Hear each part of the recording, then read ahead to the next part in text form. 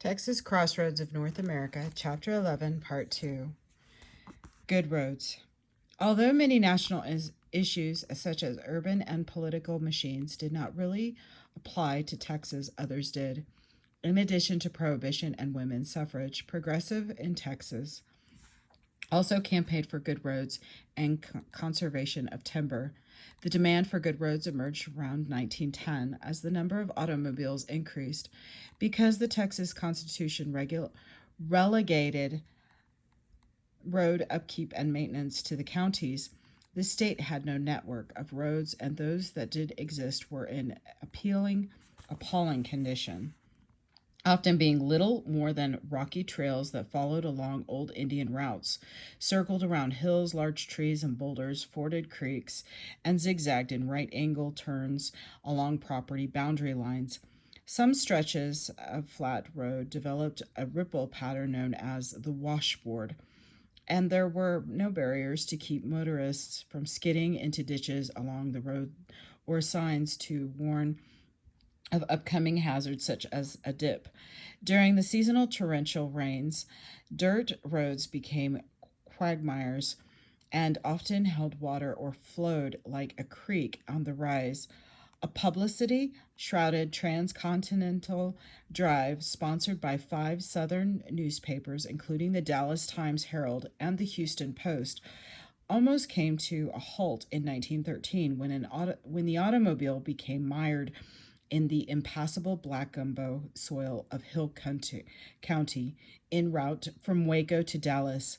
The first modern road from Austin to San Antonio was built only when Travis Hayes Comeau and Bexar counties each agreed in 1914 to pay their share of the $140,000 required to convert the old wagon road to a 16-foot wide roadway covered with a foot of gravel.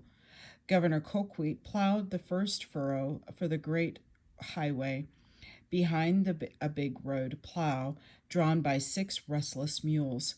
According to a reporter, the new Braunfels Herald and the Austin San Antonio Post Road was completed a year and 1/2 later. Advocates of good roads began working in various parts of the state as early as 1903. They organized auto tours, encouraged volunteer road work, and posted directional signs for travelers.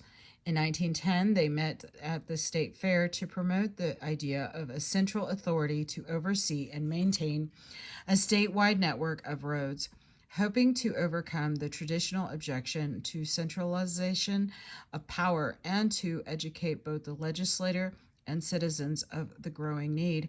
They formed the Texas Good Roads Association in 1911. In 1916, the first year of automobile registration, 194,720 Texans registered cars and trucks, but the good road enthusiasts faced formidable opposition because the county commissioners' courts did not have the money to finance the roads and did not want to give up their authority. The National Progressive Agenda came to their rescue, however, as Congress enacted the Federal Aid Road Act in 1916, offering matching funds to all states that created a central planning authority and joined the National Highway Network. The following year, the legislature created the Texas Highway Department, THD, now the Texas Department of Transportation, overseen by a 3-member commission appointed by the governor. Conservation. Texas progressives were not as successful with conservation as were its advocates elsewhere in the country.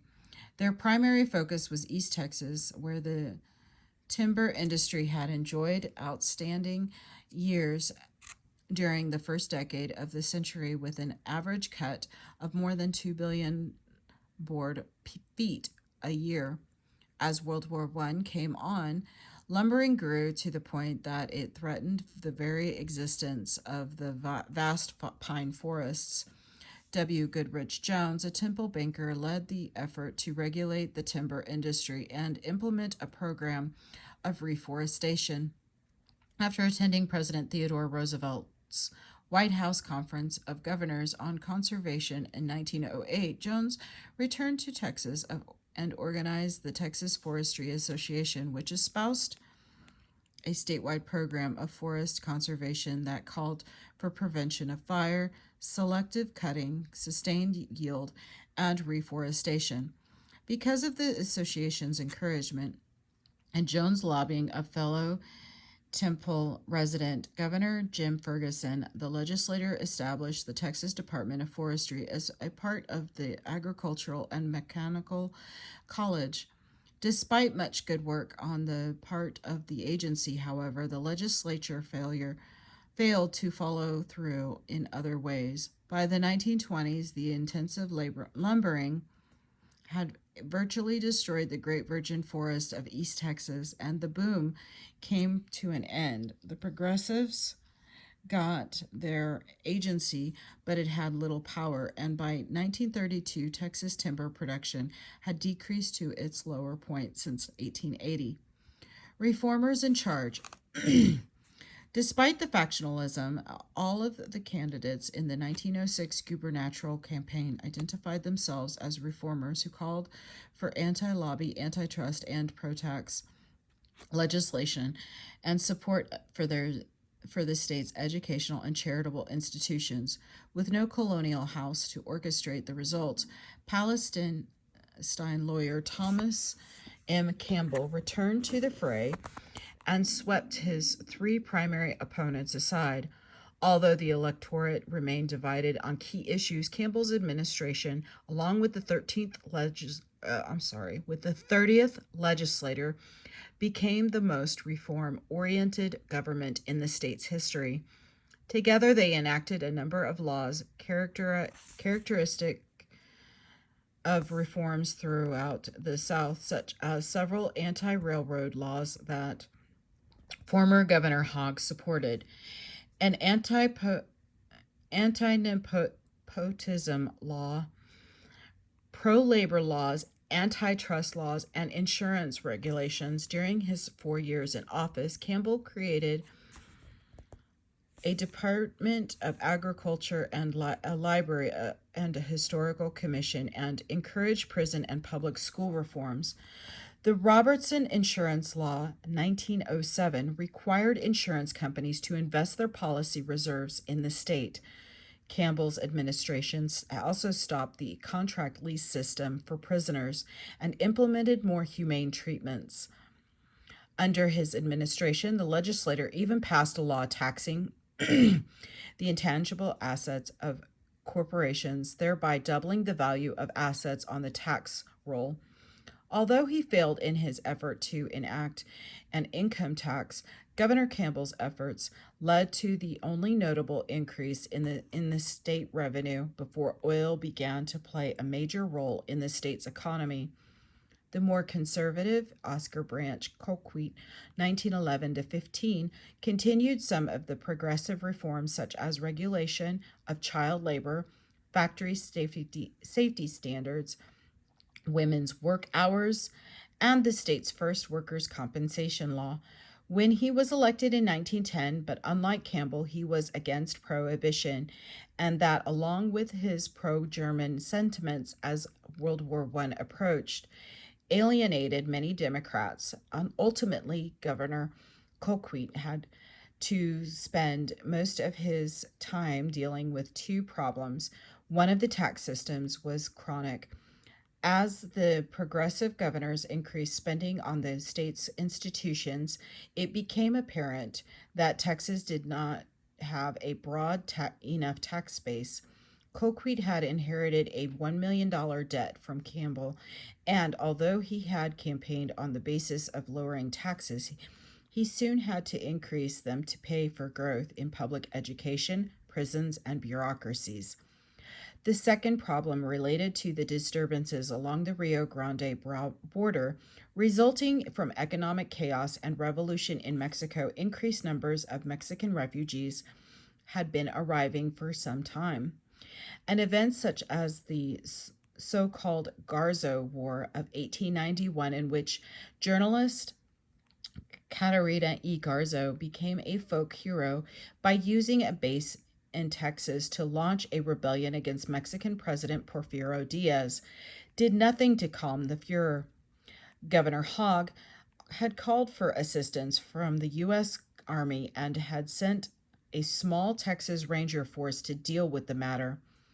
Garza finally slipped away into exile in Central America, leaving his followers to return to their South Texas and northern Mexican ranchos.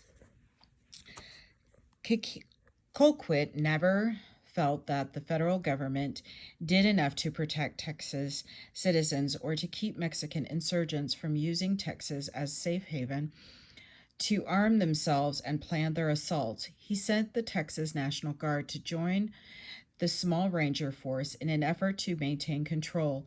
But the problem flared into open warfare when U.S. troops invaded northern Mexico on at least two different occasions.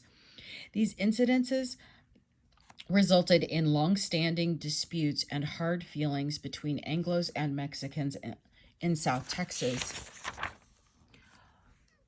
Fergusonism. Two of the state's famous governors, James E. Ferguson and his wife Miriam Ferguson, the first woman governor of Texas, defied easy political categorization. They appealed to the impoverished rural voters in the state with protest rhetoric, but they also made corrupt deals benefiting their political donors. The farmer's friend, James Pa Ferguson, was a self-made man who aimed his message at the long-suffering rural population of the state. Having been born to a Central Texas farm family and found his early employment in the fields and work gangs of backcountry Texas, he understood the problems of country folk. Ferguson combined a law practice with real estate and banking, escaping poverty and learning about the needs of an evolving economy. Despite their shortcomings, the Ferguson tended to represent the modern ideals of greater economic opportunity for most Texans. Ferguson's rise to power. In shunning prohibition as a rallying cry, Ferguson did not give up the ability to excite voters, for he focused on what he considered to be a greater social ill and at the same time a greater source of support in a state where the political system was still dominated by rural voters. Farm tenancy had occupied the attention of academics and agricultural journals for a number of years, but it had been ignored by state and national governments. Despite the organization of the Land Renters Union of North America, in Waco in 1911, rising land prices and high interest rates made it difficult for tenants to become landowners and move up the economic ladder, and their children toiled in the fields rather than attend school. Doomed to the same fate, there is something rotten in Texas when over 50% of our farm families are homeless renters. The Houston Chronicler editorialized in 1912 the number was 10% higher in the state's richest cotton growing area, the Blackland Prairie, where Ferguson grew up. One of these days, the editor argued, quote, the issue is going to fly up and hit our lawmakers slap in the face, unquote. Ferguson knew the plight of the tenant farmers. Although his bank was apparently not forgiving of their debts, his campaign persona belied that heritage, which also included study at Salado College and passage of the bar exam, especially when he lapsed into the dialect that his wife Miriam, the daughter of a well-to-do Bell County farmer, called country talk, unquote. And he was good at it. An orator who purposely maligned his opponents with a unique mix of a bad grammar, artificially libel, and wit. Quote, he spoke the language of the corn rows and vernacular of the country stores. A veteran Austin newspaper editor recalled his record of opposing local option, prohibition in Bell County, quickly brought him to the attention of the brewing interests. Like Jim Hogg before him, he embraced some radical proposals, such as limiting the amount of rent that a landowner could charge a tenant. But in keeping with the white supremacist politics of the era, he did not address the challenges of ethnic Mexican and African American croppers who fared far worse than white tenants. Ferguson's second major campaign issue targeted what he considered to be the next most difficult problem that the state faced: a poor educational system that ranked 38th nationally and lagged in such categories as teacher salaries, spending per student, length of school year, and percentage of school-age children in school. His desire to improve the schools stemmed again from his own rural heritage, as well as an understanding of his constituency and a conviction of that education was one of the skills that could most quickly improve people's lives. In his campaign announcement, he declared that Texans should buy all the education that we can pay for, unquote, beginning with the little schoolhouse on the country road, unquote. Ferguson used props like gourd and a wooden water bucket in his appearances and relentlessly attacked the prohibitionist candidate Thomas H. Ball, who had served in Congress, practiced law in Houston, and seemed the early favorite to win the race. Ball accused Ferguson of being under the influence of the Catholic Church because he had received the endorsement of a priest in his hometown, Temple, Texas, and not being genuine in his rhetoric regarding tenant farmers. Drawing support from rural white voters, the brewing interests South Texas and the German district of Central Texas, Ferguson handily defeated Ball with more than 55% of the vote, and his charismatic personality would flavor Texas politics for the next 2.5 decades. Ferguson's first term was relatively harmonious. He fulfilled his campaign pledge by getting a farm tenant bill through the legislature, but it was soon declared unconstitutional, and little else was done for the problems of tenant farmers during the Progressive era. He also followed up on his other main platform pledge with continued educational reform, increased appropriations for higher education, and the creation of a state department of forestry. Trouble on the border. There were early rumors of malfeasance on Ferguson's part, but they took a back seat to the continuing disturbances on the border. Reports from South Texas noted an increase in raiding as early as January 1915.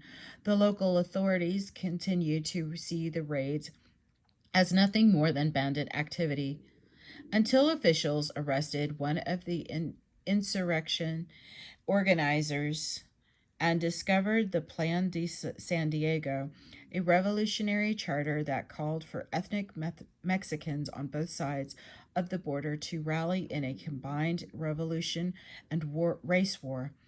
Their goal was to seize the territory that Mexico had lost to the United States in 1848 and to establish an independent republic.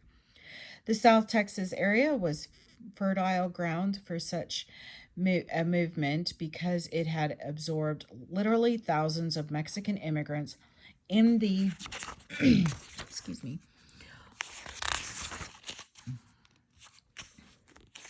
Let me make sure. I think I skipped 2 pages. There it is. Sorry, sometimes they stick together. In the preceding decade, as well as an influx of Midwesterners who engaged in citrus farming, South Texas was also experiencing a wrenching transition from a pastoral ranching economy to commercial agriculture. Racial tensions increased as new landowners brought with them discriminatory practices against Mexicans and Tejanos. A way of life had changed, and many Tejanos were displaced in the process, sometimes now working for wages on property that they or their family had once owned. This tragedy was complicated by the revolution in Mexico and World War I, which had begun in Europe in August of 1914 and included the threat of German activity and disrupted Mexico. The sporadic raids increased in July of 1915, and a number of Americans were killed in both Texas and Mexico. Ferguson sent the entire Texas Ranger Force to the valley and called for additional U.S. troops. There were probably no more than 15 or 20 regular Rangers on the border, but they served as leaders, role models, and participants in the events that followed, supplemented by Ferguson's patronage appointment of many special Rangers. The raids peaked and on August 8th when 60 Mexicans carrying a red flag emblazoned with a slogan, Igualdad y Independencia, equality and independence, attacked Los Norias division of the King Ranch. The Rangers and local law enforcement officials immediately retaliated with a systematic manhunt, callously killing more than 100 people of Mexican heritage. Ferguson called out to the Texas National Guard the following year to supplement federal forces under General John J. Pershing, who ultimately invaded Mexico in an effort to capture Pancho Villa, the Mexican rebel leader who had raided Columbus, New Mexico on March 9, 1916. Virtually the entire combat-ready American army, almost 50,000 troops, was assigned to the border as the Mexican Revolution drew to a close, and the United States recognized the Carranza government. The raids came to an end. This suggests, of course, that the raiding was directly related to the situation in Mexico, but the raiders would not have been successful if conditions in South Texas had not been ripe. These were tragic years on the border, with much of the Anglo community traumatized by the raiders and the Mexican-American community brutalized by the lawless Rangers, special Rangers, local officials, and vigilante groups. This reign of terror of the Rio Grande came to an end in 1919 when both a U.S. Senate investigating committee and a state legislative committee led by Brownsville Representative J.T. Canales documented so many atrocities committed by the Rangers. Some sources claim that as many as 5,000 murders, that the force was recognized or purified, to use Canales' word, and reduced to 4 regular companies of 17 men each. Ferguson's impeachment. By contrast, Ferguson's escalating... Let me go ahead and I will close in on this in case you wish to pause and read this at your leisure. It is so tiny you can't actually see the print, but you can see at least the headlines.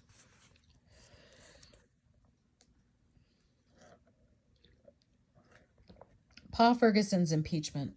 By contrast, Ferguson's escalating conflict with the University of Texas during his second term might seem trivial, but surprisingly, it rather than the bloodbath in the valley led to his impeachment and conviction. As early as 1915, the governor had disagreed with acting university president William J. Battle over the university's budget, wanting to control spending from the governor's mansion. Pages keep sticking together. Okay. Battle, of course, was appalled by the governor's charges of duplicity and resented his micromanagement. Ferguson, during his 1916 re-election campaign, called for the university budget to be listed line by line. The evolving conflict probably could have been prevented had Ferguson and Battle managed to overcome the initial problem, but it would have been difficult to find 2 more opposite personalities. The erudite Battle did not mix with Ferguson, a rough and tumble politician who had far more in common with the masses who had elected him than he did with a Harvard-educated classicist. Ferguson won re-election in 1916 over a surprisingly strong candidate, Charles H. Morris of Winnsboro, and then stepped up his charge against the university, demanding the immediate dismissal of 6 professors whom he accused of forming an oligarchy. To the Board of Regents, he described the faculty as tenants at will, and in answer to a question about why the president of the university and certain faculty members should be fired, he replied, "I don't have to give any reasons. I am governor of the state of Texas," unquote. A group of ex-UT students led by Will C. Hogg of Houston, son of the former governor and a member of the Board of Regents, defended the university and charged that Ferguson was financially corrupt, especially because he took a loan of over $150,000 from brewing interests. The Texas Equal Suffrage Association, led by Minnie Fisher Cunningham, and women's clubs all over the state joined in because Ferguson opposed women's suffrage. On July 27, 1917, the Travis County grand jury indicted Ferguson and some of his aides on charges of embezzlement and misuse of public funds. The legislature assembled in a special session and considered impeachment charges against the governor. Ferguson resigned rather than submit to impeachment, but the Senate rendered its decision anyway, removing him from office and banning him from holding any future state offices. Ferguson's arrogance in office thoroughly provoked the growing urban, industrial, educated, and more progressive segment of the population. The trends that would shift the residual political power of agrarians to the urban dwellers were already in evidence by 1917. Thus did 39-year-old William P. Hobby, former journalist and editor from Houston and the sitting lieutenant governor, become governor of Texas on August 25th. Before the time of Ferguson, wrote the political scientist V.O. Key Jr., in Southern politics, elections were contested on issues that held deep meaning for the people of Texas. How the state was to protect its citizens from organizations of wealth, what the state was to undertake by way of public services for its citizens, for what citizens these services were intended, and who should pay the tax bill. These were ultimately the great concerns of democratic government, second only to maintenance of the democratic processes themselves in their importance to the citizenry. Fergusonism remained on an issue into the 1950s, despite the governor's impeachment. From World War I to the Jazz Era. World War I brings change and reform. Let's move that over. There we go. After Europe went to the war in the summer of 1914, Texans divided over whether the United States should prepare for possible entry into the war. Anglo-supported for the war intensified in March of 1917 after the release of the Zimmermann telegram. Alfred Zimmermann, the German Foreign Secretary, had instructed the German minister in Mexico City that in the event of war with the United States, the minister should promise Mexico it would regain all its lost territory in Texas and the Southwest in exchange for a successful alliance with Germany. The British had intercepted the message and given it to Wilson. Many Texans interpreted the telegram as confirmation that Mexico had inspired the recent San Diego insurrection in South Texas, and it solidified the president's support across the country. Less than a month later, President Wilson called on the United States to enter the war to make the world safe for democracy, unquote. Almost a million Texans registered for the draft, including 449 women who served as nurses. 197,789 Texas men actually served, and approximately 25% of those were African American. More than 5,000 Texans died in the conflict, many as the result of the Spanish influenza epidemic in 1918, and many more were injured. Most of the Texas troops trained at four large camps that the federal government established in Fort Worth, Houston, Waco, and San Antonio. Other training sites in the state as well included a basic flight instruction school at the University of Texas, training facilities for fledgling aviators, the primary one at Kelly Field in San Antonio, and Randolph Field, which became the West Point of the air, unquote. On the home front, the legislature provided compensation to soldiers for economic losses while on active duty and forbade the sale of a serviceman's property until 1 year after he had been discharged. Another act eliminated the poll tax for servicemen, and the Texas Council of Defense was organized to oversee the efforts of the more than 15,000 county and community defense councils. Unfortunately, some of them also became vigilante groups, harassing people with German names, especially if they refused to purchase war bonds or displayed pictures of the Kaiser in their home. The socialist newspaper, The Rebel, which had attained a circulation of 23,000, was also shut down by the government order.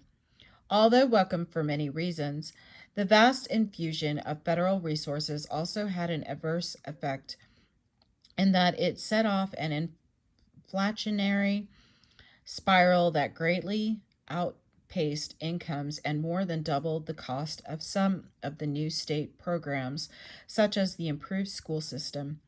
The legislature also acted to limit the negative effects of the large military installations on communities, bars, and prostitution, but did nothing to stem the racial tensions that existed. The intersection of racial tension with military service was not new to the World War I era. Texas. In 1906, African American soldiers stationed at Fort Brown in Brownsville, Texas, had been subjected to bigotry. A local bartender was shot dead on August 13th, and a police officer was wounded that night. White townspeople blamed black soldiers from the base for the shooting.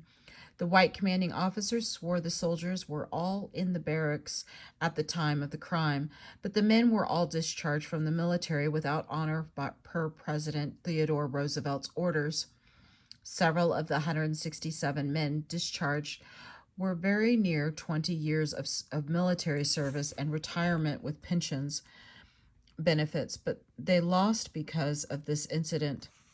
During World War I, a white mob in Huntsville killed an African American and 6 members of his family when he was accused of evading the draft.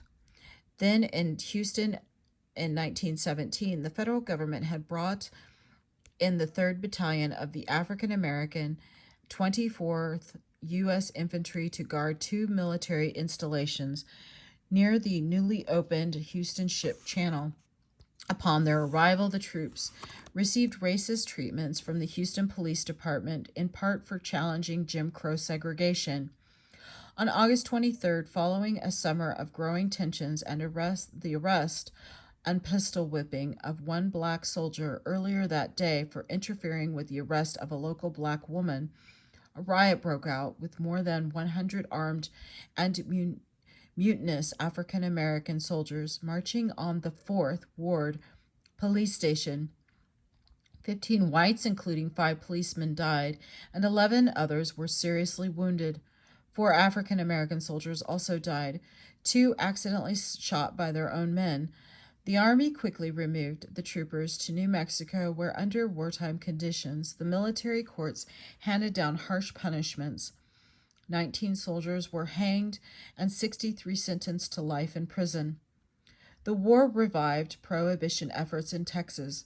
Prohibitionists called for a ban on alcohol within 10 miles of military bases or schools and attacked its manufacture as wasteful in a time of war. Its brewers as agents of the German Kaiser and its effect on military personnel as unhealthy.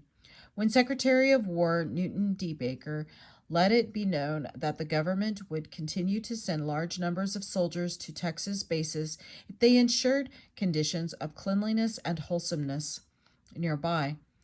Hobby submitted these new rules to a special session of legislature in the February of 1918. Both houses of legislature responding to the dries approved a bill relating to the military bases and then ratified the Prohibition Amendments, the 18th Amendment to the U.S. Constitution, which went into effect in 1919. Finally, the legislature amended the election law to require a runoff in primaries if no candidate received a majority and to extend the right to vote in primaries to women.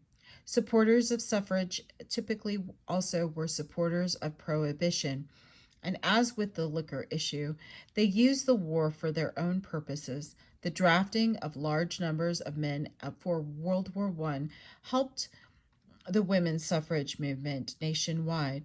With so many men in the military, numerous homefront jobs opened up for women, and their new wartime responsibilities gave the movement impetuous, even eliciting President Wilson's less than ardent support. As Judith N. MacArthur has argued, homefront mobilization completed middle-class women's conquest of public space fatally weakened the old separate spheres argument against female voting, unquote.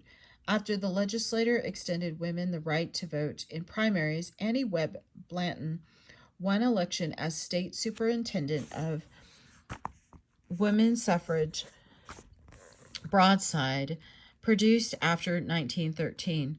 The U.S. map denotes those western states that had granted women full suffrage in white. States that were shaded provided voting rights in women in certain local elections, while the states that were dotted had liberalized suffrage for presidential elections as well as some local contests. States colored in black denied women the right to vote in all elections.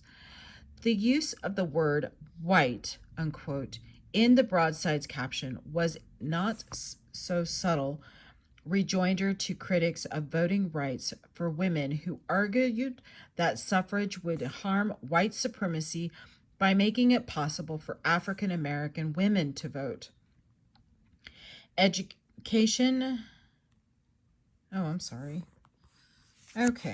Superintendent of Education. But women would have to wait until the 19th Amendment to the Constitution was ratified in 1920 before they could vote in general elections.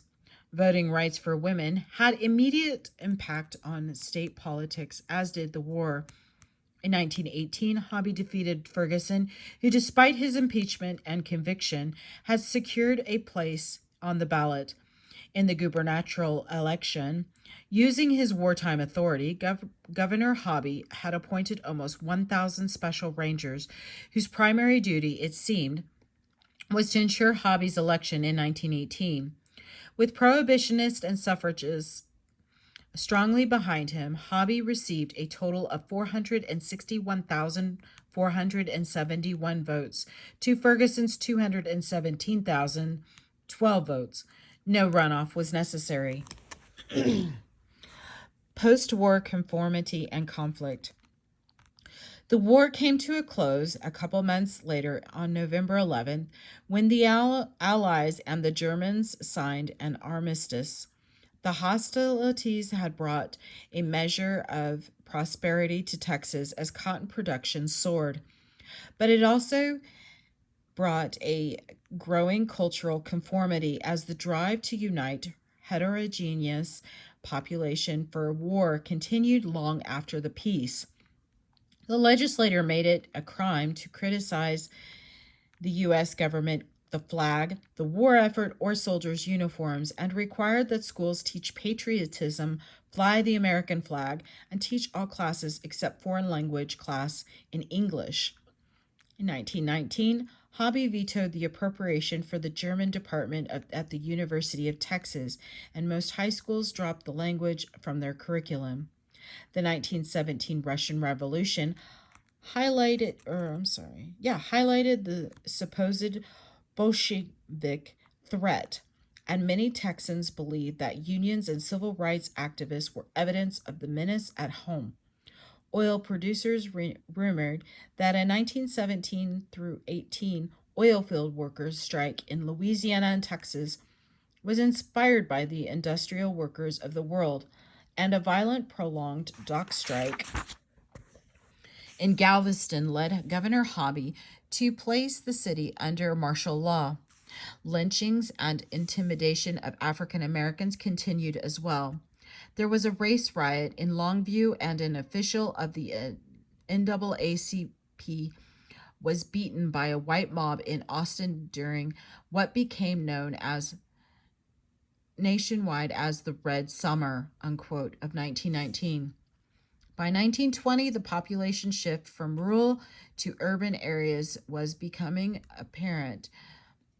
Meanwhile, the economic difficulties of farmers were temporarily obscured by 2 years of abundant crops that helped make up for the falling post-war prices.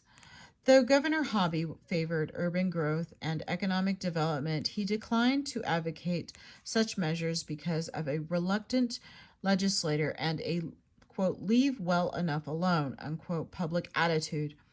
The decade of the 1920s soon became known throughout the nation as the Jazz Age, which was defined by the rise of cities, the decline of religion, coupled with the teaching of evolution, bootleggers and speakeasies, the growth of the Socialist Party, and the real scare, increased European immigration, and the advent of the new women, unquote. And perhaps the prototypical Jazz Age flappers was Gordon Conway, born in Cleburne and reared in Dallas, an extremely productive commercial graphic artist and costume designer for stage and film in New York, London, and Paris.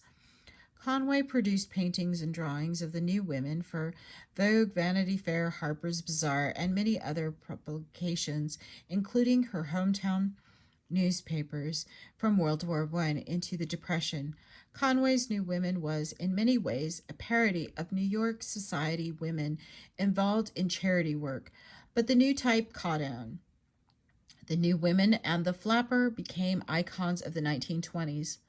Nevertheless, social and economic problems persisted. Lynching had declined but not disappeared, and economic refugees were arriving from Mexico in ever-increasing numbers, with perhaps as many as 126,811 settling in Texas between 1910 and 1920. The burgeoning oil and gas industry had spawned some swindlers, and the usual lawlessness that on occasion required that intervention of the Texas Rangers and the Texas National Guard. The Volstead Act of 1919, which implemented the new Prohibition Amendment, caused most of this crime. In Texas, the Jazz Age was characterized by the new lawlessness that accompanied the oil boom.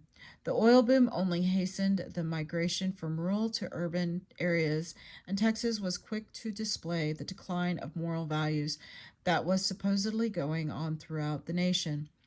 Less than a year after the passage of Prohibition, bootlegging was so widespread in Texas that a still with a 130-gallon capacity was found on the Austin area farm of U.S. Senator Morris Shepherd, the author of the 18th Amendment.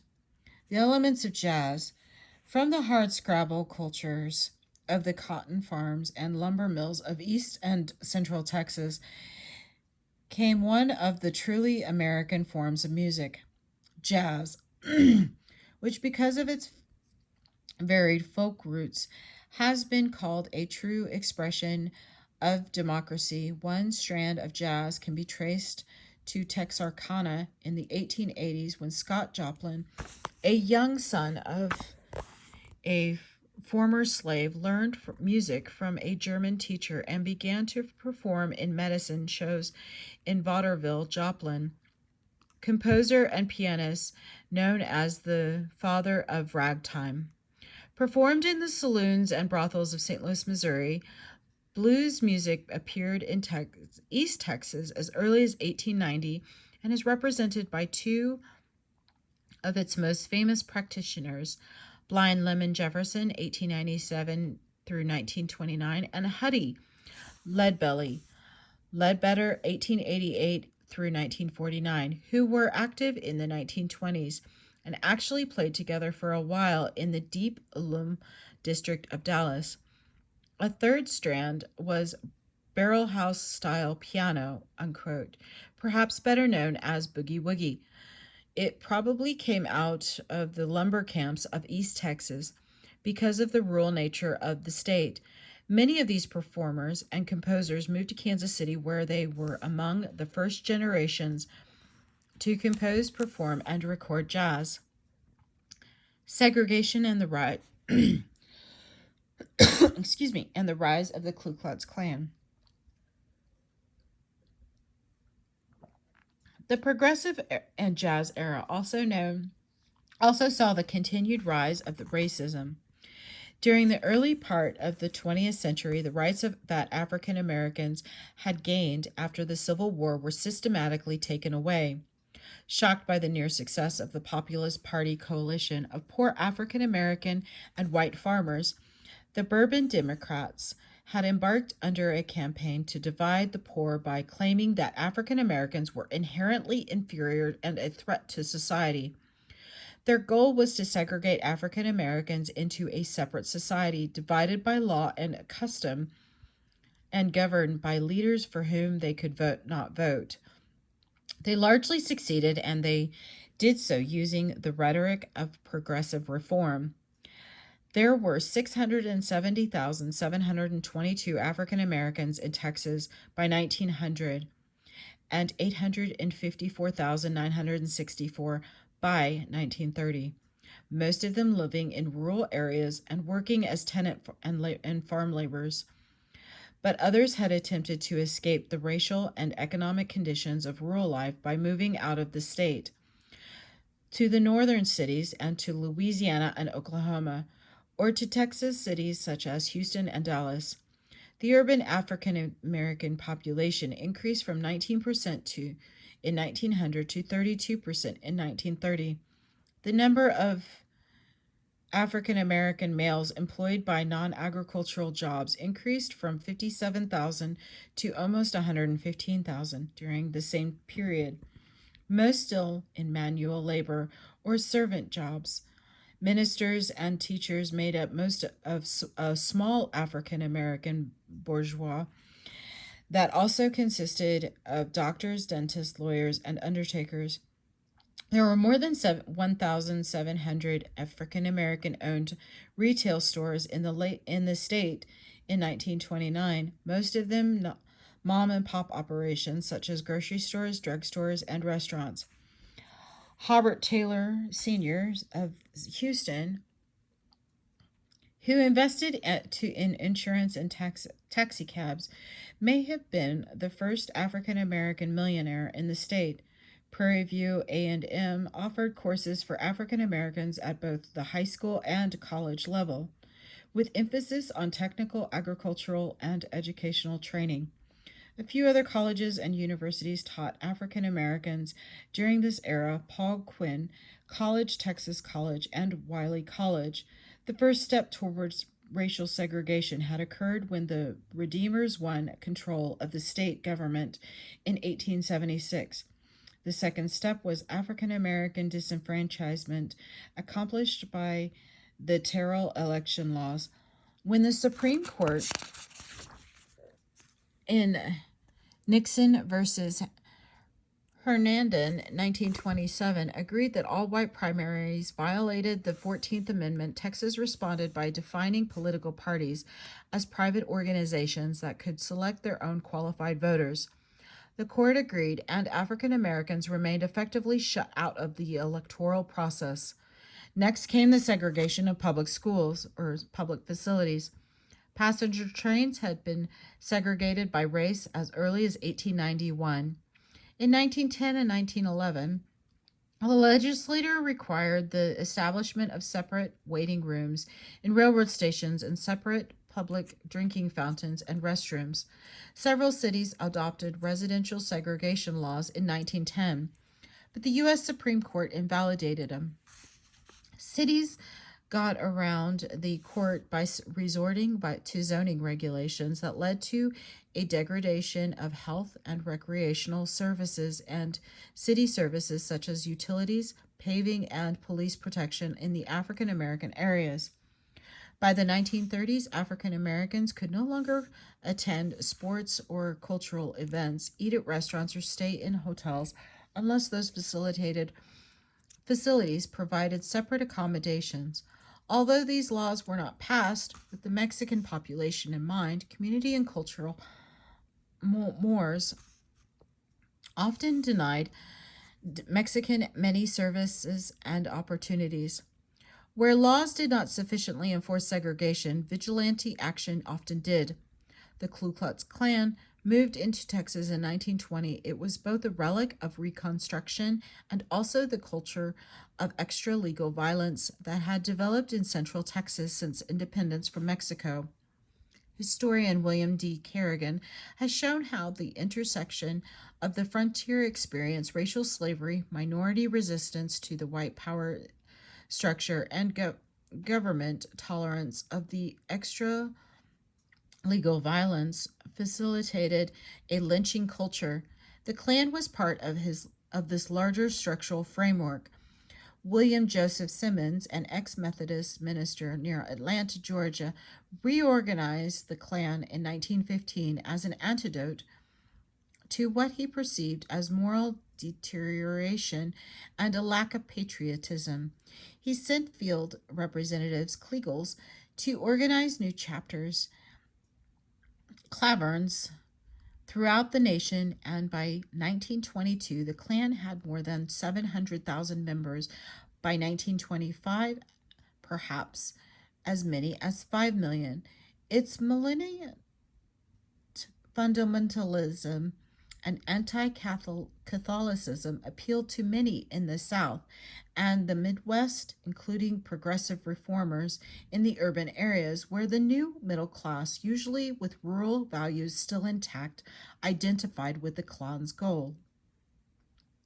With issues such as prohibition foremost in society, the Klan attracted progressive reformers who did not object to enforcing a moral code as long as it was theirs. Thomas B. Love of Dallas, who had supported Wilson for the presidency, characterized the Klan as, quote, made up almost wholly of misled and misguided good people who are on the moral side of the moral questions and on the progressive side of economic questions, unquote, who would quickly grow tired of the effort. The Klan gained many adherents in North, East, and Central Texas. Membership was not nearly so high in heavily Catholic South Texas, despite the fact that the Klan resorted to such extra-legal practices as flogging, tar and feathering, and branding to enforce its will. The more than 50 cases of Klan violence during 1921 alone. More prominent citizens, including Governor Pat M. Neff, refused to speak out against it. With oil boom towns bursting out of control on occasion and the Mexican Revolution troubles on the border, the Klan claimed that unparalleled lawlessness forced it to act. The governor and Governor Neff seemed to agree by playing on fears aroused by race riots, labor disruptions, and rumors of Bolshevik influence. The, quote, invisible empire gained many members by 1922. These members included a sympathetic U.S. Senator Earl B. Mayfield, who triumphed over Farm Jim Ferguson in a bitter contest. The Klan supplanted prohibition as the main issue in Texas politics during the early 1920s as major newspapers in Dallas, Houston, and El Paso attacked it. Wright Patman, a member of the State House, introduced several anti-Klan bills in 1921 as progressive reforms, but he also pushed for miscognition legislation as Imperial Wizard of the Klan. Hiram W. Evans of Dallas instituted a policy of political action rather than violence and intimidation. The Klan denied responsibility for any of lynchings that took place during these years, but it is likely that the emotionalism and moral passion of its rallies incited them. At the very least, Miriam Ferguson's victory in the 1924 governor's race over the Klan-backed candidate for governor Felix D. Robertson of Dallas, the choice between a bonnet or a hood, marked the end of its significant Klan influence in Texas politics. The Fergusons' return. The business progressivism of Governor Hobby and Neff had provided Texans with a respite from Fergusonism. When Miriam Ferguson ran for governor in 1924, she brought a return to the populism of her husband. Ferguson won the election because the cult of personality continued to control the Democratic Party in 1924, and the dominant personality of the last decade had been her husband, Farmer Jim Ferguson. Ferguson had continued to publish his newspaper, the Ferguson Forum, claiming that the major newspapers had submarined the truth. Still able to energize a rural audience, but unable to get his name on the Democratic primary ballot in 1924, he came up with the ruse of running his wife, Miriam. The main issues of the campaign became prohibition and the Klan. He stumped the state on behalf of his wife, proclaiming 2 governors for the price of 1 and referring to Imperial Wizard Evans as the Grand Gizzard. Miriam Ferguson, a middle-aged, middle-class woman who enjoyed the fashions of the day, showed her own political savvy when she refused to be photographed during the campaign wearing anything but a bonnet and a gingham dress. The attire common to Texas farm women, she understood Texas voters did not want a new woman in the governor's mansion. The Prohibition and Klan candidate was no match for the crafty veteran, and Ferguson won the primary runoff by almost 100,000 votes. Once in office and with her husband at her side, Ferguson struck back at the Klan, securing passage of a law that prohibited the wearing of masks in public. She vetoed a number of line items in the University Texas appropriations and granted more than 2,000 paroles, pardons, and extensions, many of which went to prohibition violators. She lamented the fact that most of those convicts were poor, whereas the wealthy continued to have access to drink in their private clubs. She offered a $500 reward for the arrest and conviction of any liquor law violator who had property worth more than $5,000. But her term was also tainted by charges of graft and scandal. Pa, unquote, it seems, acted as attorney for many of the successful pardons that she granted and saw it to it that state contracts for school textbooks and highway construction were awarded to those who bought ads in the Ferguson Forum. A final irony may have been the fact that most people who supported the vote for women expected them to clean up corruption in politics. But Miriam Ferguson's election put her cunning and scandal-plagued husband back in power. Attorney General Dan Moody successfully brought suit to cancel a number of highway contracts that Ferguson friends and allies had received. This initiative secured his victory over Ferguson in the 1926 gubernatorial election. where the main issue was corruption. With his business progressive point of view, he set about reorganizing several government departments he led an ostensibly prosperous and increasingly urban state for 4 years as it sank, along with the nation into the worst depression that the country has ever seen. Few notice that in 1929, the same year that the New Yorker stock market crashed, was also the first year in which the value of crude oil production in Texas, 322,520,000, exceeded the value of cotton crop, 315,200,000. Conclusion. In 1929, Texans seemed about to enjoy the rewards of more than 2 decades of reforms and progress. Farming and ranching had certainly suffered during the 1920s, but that was largely disguised by the booming economy nationwide and the growing influence of oil on the state's economy. Prohibition was now a national law, thanks in part to platoons of righteous women reformers. The business progressives, unquote, had apparently beaten back the Fergusons, and the state seemed to be coming of age in other ways.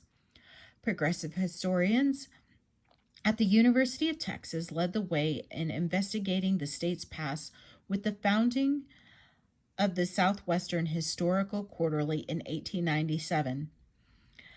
George Pierce Garrison began teaching the first course in Texas history that year. 2.5 decades later, his protege, Eugene C. Barker, published his classic biography of Stephen F. Austin. At the same time, Paris-trained Dallas artist Frank Ruro was leading his students on summer expeditions into West Texas and extolling the virtues of interpreting the Texas landscape. Most Texans were outraged at the publication of Dorothy Scarborough's novel, The Wind, 1925, because of its haunting and inhospitable portraits of West Texas. They took pride, however, in the work of one of the state's most distinguished writers of fiction, Catherine Ann Porter, who grew up in Kyle and San Antonio, but those Texas-based short stories gained her international fame. Texas drew strength from its unique heritage and culture and its progress toward modernization as the country headed into the worst economic crisis it had known. This is the end of Chapter 11, Part 2. Thank you.